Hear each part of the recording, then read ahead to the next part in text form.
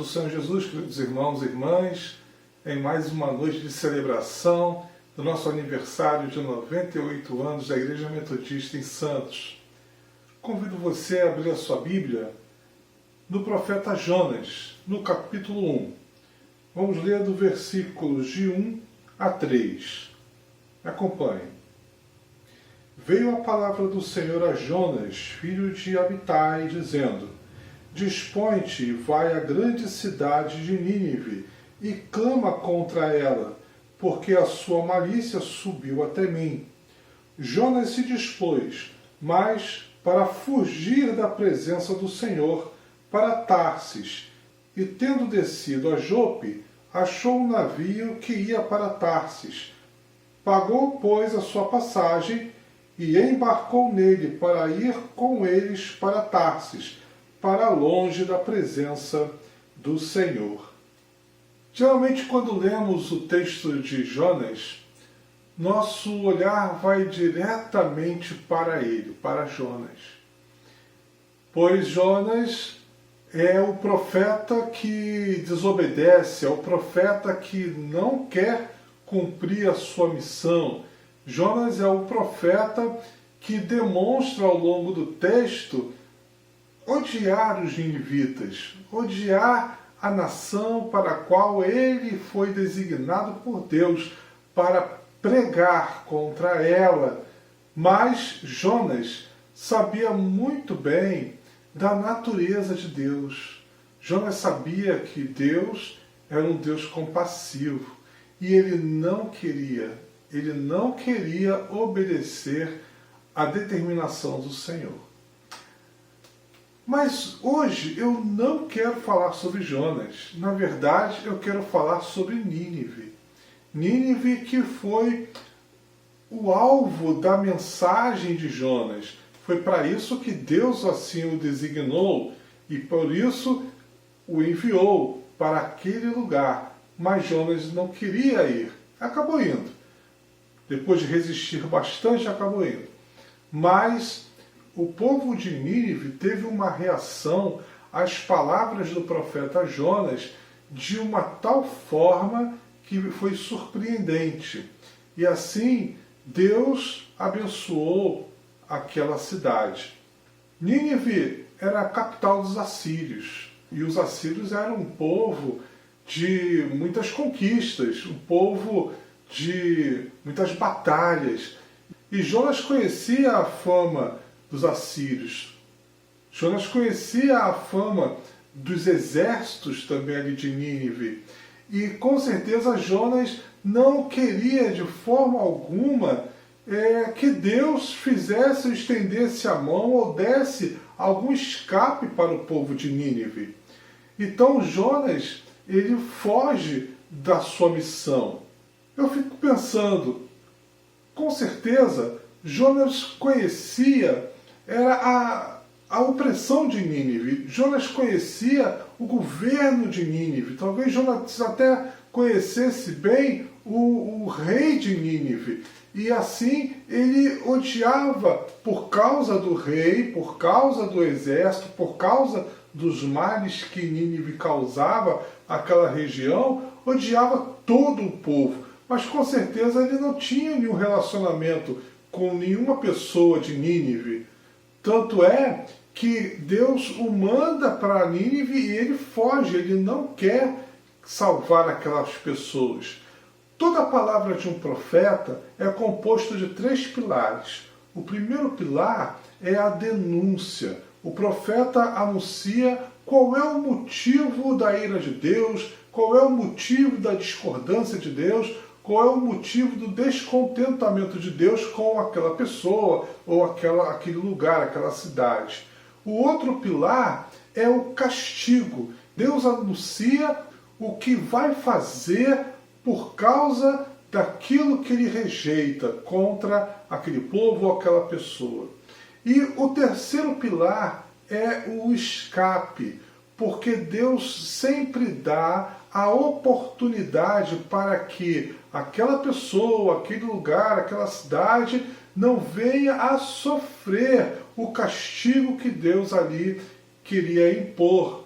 E Jonas, sabendo desses 3 pilares, Jonas foge. Jonas não quer que aquele povo se salve. Jonas, ele odeia aquele povo. Jonas não queria de forma alguma que aquele povo se salvasse. Então, no capítulo 1, versículo 2, Deus manda que Jonas vá até ela e diz o motivo. A malícia daquela cidade subiu até a presença de Deus. Então, a malícia da cidade subiu. Ou seja, de alguma forma que a Bíblia não explica o que estava ali acontecendo, a malícia daquela cidade se multiplicou e ali subiu até a presença do Senhor. De tal forma que Deus então envia Jonas para pregar contra aquela cidade. Então Deus se incomoda pelo tamanho da malícia que estava naquele lugar. Mas se nós formos olhar lá no capítulo 4, no finalzinho do capítulo 4, versículo 11, está escrito que em Nínive havia mais de 120.000 pessoas que não sabiam discernir entre a mão direita e a mão esquerda. Em outra tradução da Bíblia diz entre o bem e o mal. Ou seja, havia uma população em Nínive que era uma população sem discernimento, uma população de pessoas que não sabiam a diferença entre a mão direita e a mão esquerda. O que a Bíblia quer dizer com isso? Quer dizer que Nínive não era um bloco inteiro de pessoas más. Não era um bloco inteiro de pessoas ruins. Nínive tinha uma população de pessoas simples, de pessoas que não sabiam discernir entre a mão direita e a mão esquerda, ou seja, pessoas sem entendimento suficiente para saber o que estava fazendo ou o que os governantes faziam com eles. Então a malícia daquela cidade subiu até Deus. Então Deus quer interromper esse processo, Deus quer interromper a trajetória de uma nação que tem um ímpeto de oprimir, um ímpeto de subjugar os povos. Então, lá no capítulo 3, Jonas finalmente obedece e diz assim: levantou-se, pois, Jonas e foi a Nínive, segundo a palavra do Senhor. Começou Jonas a percorrer a cidade, caminho de 1 dia, e pregava, e dizia: ainda 40 dias e Nínive será subvertida. Então assim pregava Jonas, pregava a destruição de Nínive. Mas Nínive reage, o povo de Nínive reage à palavra do profeta. E aqui é importante nós percebermos que a reação começa pelo povo. Então, versículo 5, os ninivitas creram em Deus e proclamaram um jejum e vestiram-se de panos de saco, desde o maior até o menor. Então, a primeira reação à pregação do profeta Jonas foi do povo. O povo ouviu o profeta Jonas clamar, falar contra aquela cidade, da destruição que Deus ali iria fazer, e o povo se arrepende. O povo, ele crê nas palavras de Jonas, e o povo então proclama um jejum naquela cidade. E a segunda reação agora é da parte do governante de Nínive. O rei de Nínive, ele ouve, versículo 6, chegou esta notícia ao rei de Nínive. Ele levantou-se do seu trono, tirou de si as vestes reais, cobriu-se de pano de saco e assentou-se sobre cinza, e fez-se proclamar e divulgar em Nínive Então a segunda reação foi do rei de Nínive, que proclama também o jejum. E agora é uma ordem. Ele ordena para que todo o povo possa também jejuar. E não só o povo, como também os animais do campo. Eu não sei se a reação do rei foi motivada por fé, ou se foi uma reação mais política, até porque todo o povo reagiu nessa direção e o rei foi também na mesma direção. O fato é que Deus recebe aquela ação e Deus então não faz aquilo que ele prometera fazer. Deus recua, Deus volta atrás, Deus não segue com o seu intento, ou seja, Deus usa da sua misericórdia para com o povo de Nínive. Versículo 10. E viu Deus o que fizeram, como se converteram do seu mau caminho, e Deus se arrependeu do mal que tinha dito lhe fazer, e não o fez. Que mensagem maravilhosa, irmãos! Ainda no Velho Testamento, Deus mostrando a sua misericórdia. No Velho Testamento, onde podemos ver que palavra de rei não volta atrás, podemos ver reis tendo atitudes tão severas, Deus aqui mostrando a sua grande misericórdia, a sua grande vontade de fortalecer a unidade dele com a sua própria criação. Irmãos, quando Deus anuncia a sua palavra, anuncia para salvar, anuncia para instruir, anuncia para que haja crescimento, amadurecimento pessoal. E aonde a gente menos espera, ali a palavra brota. Onde menos vemos condições, ali a palavra prospera.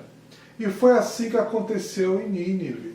Jonas, por sofrer com os ninivitas, com os ataques, com as opressões, com tantas coisas que ele conviveu, com certeza ele desenvolveu um ódio, ele desenvolveu uma inimizade contra o povo de Nínive. Mas quem fazia as investidas era o povo de Nínive ou era o governante de Nínive? Ou os exércitos de Nínive? Aqui é algo que Jonas precisava entender, que quem oprimia, quem tinha o ímpeto da opressão, era justamente o governante de Nínive, juntamente com seus exércitos. Mas dentro de Nínive havia um povo, e esse povo talvez fosse igualmente oprimido como Nínive oprimia também os outros povos, porque os governantes mantinham com mão de ferro aquelas pessoas que lá dentro também viviam.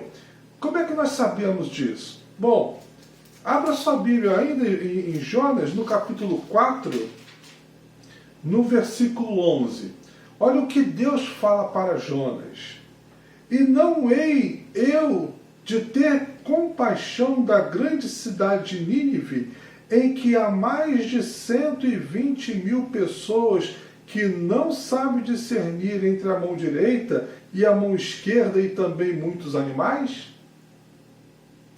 Então agora, irmãos e irmãs, depois que Nínive se arrepende, depois que Deus abençoa Nínive, mostra a sua bondade, benignidade e o seu amor àquela cidade, Deus se volta para o próprio profeta Jonas, que parece estar tendo uma reação infantil, uma reação de quem guarda rancor, raiva, de quem não superou momentos ruins da vida.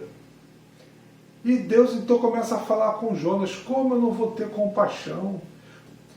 Compaixão de mais de 120.000 pessoas.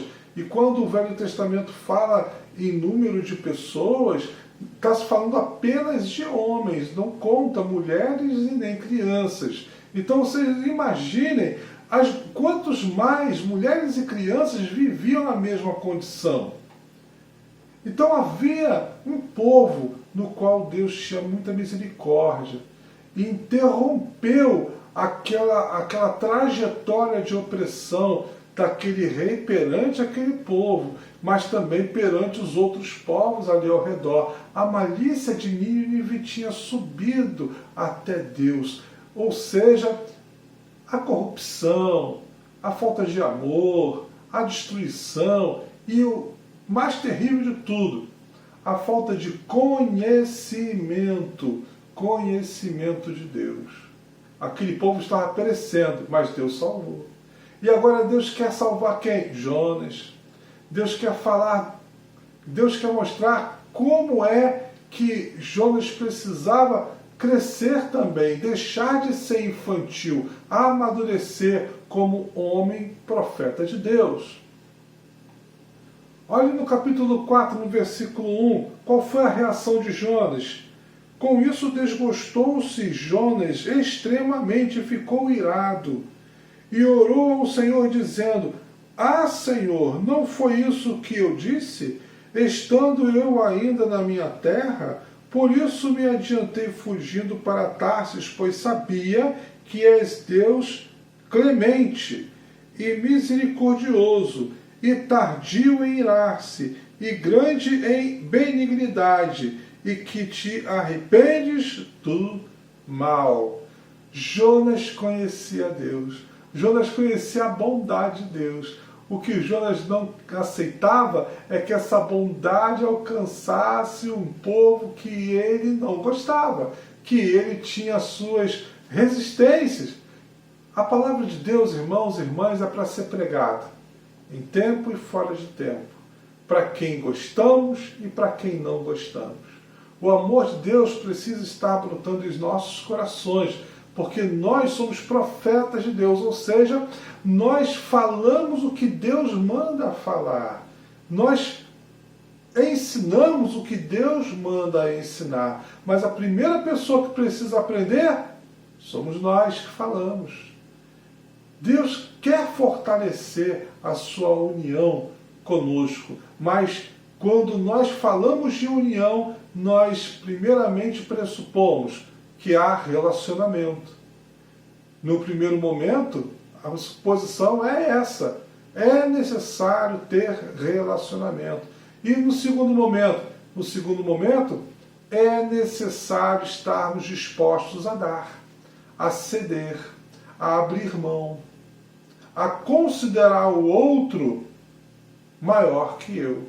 Ou seja, dar importância ao outro. Assim como Deus nos ensinou, assim como nós amadurecemos, nós precisamos também contribuir para que o outro amadureça, para que o outro também cresça, deixe de ser criança, deixe a infantilidade da fé, para que possa crescer e entender a sua missão, a missão de ser profeta, a missão de ser um Cristo no lugar aonde vivemos.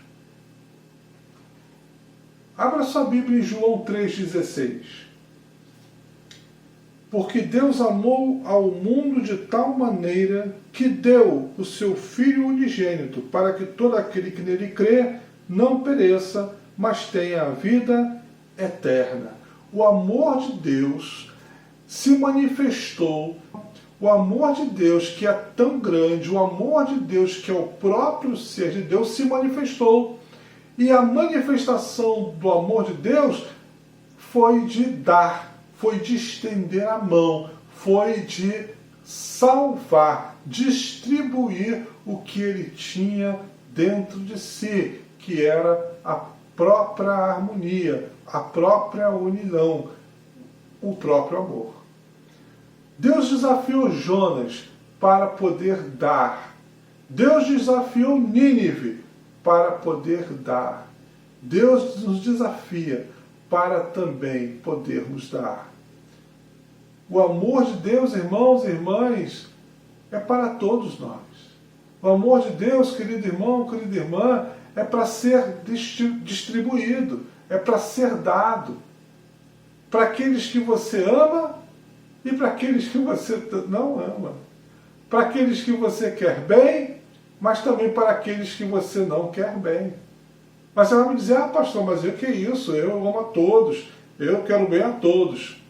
É mesmo? Você se relaciona então com todos? Será que nós temos esse amor realmente de Deus ao ponto de dar? Então, irmão e irmã, Deus amou o mundo de tal maneira que deu. Deus é amor. E Ele está em nós. Então nós também somos amor.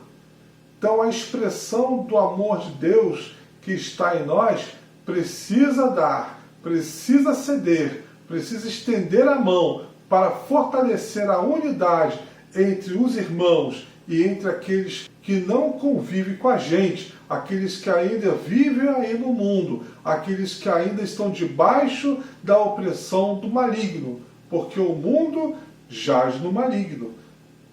Mas Deus habita em nós, e Deus é amor, Ele é resgate. Deus, Ele é aquele que quer dar, e dar a vida e a vida eterna. Assim como Nínive, vivemos em uma cidade onde vemos muitas desigualdades, muitas coisas tristes, mas que nós podemos intervir, nós podemos contribuir com a mão estendida, segundo a ação de Deus.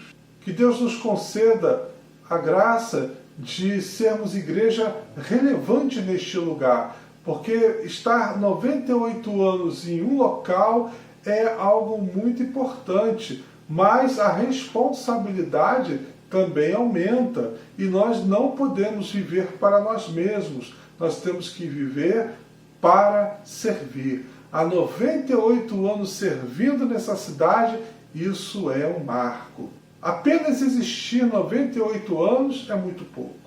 Precisamos existir servindo. Aí sim é um grande marco.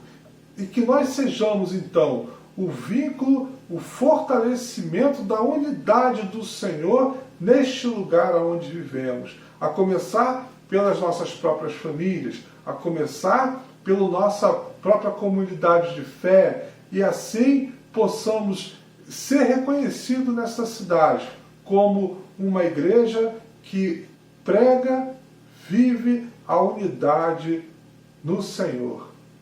É um chamado, é um desafio, mas é um privilégio sermos profetas de Deus neste lugar, profeta do amor, profeta da salvação e da redenção.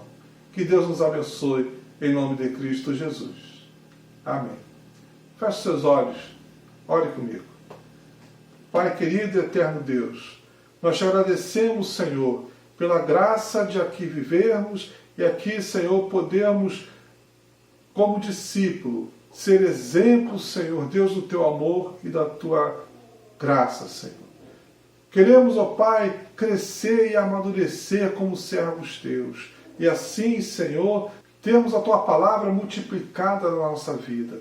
Dá-nos a graça, Senhor, de nós aqui entre os irmãos crescermos nessa unidade de tal forma que possamos também, além da nossa comunidade de fé, crescermos também com nossos vizinhos na unidade do teu Espírito, para que a tua palavra em nós seja revelada, não apenas com palavras, mas também com nossos gestos e com a nossa forma de ser e existir neste lugar. É o que nós te clamamos e te agradecemos em nome de Cristo Jesus. Amém. Amém.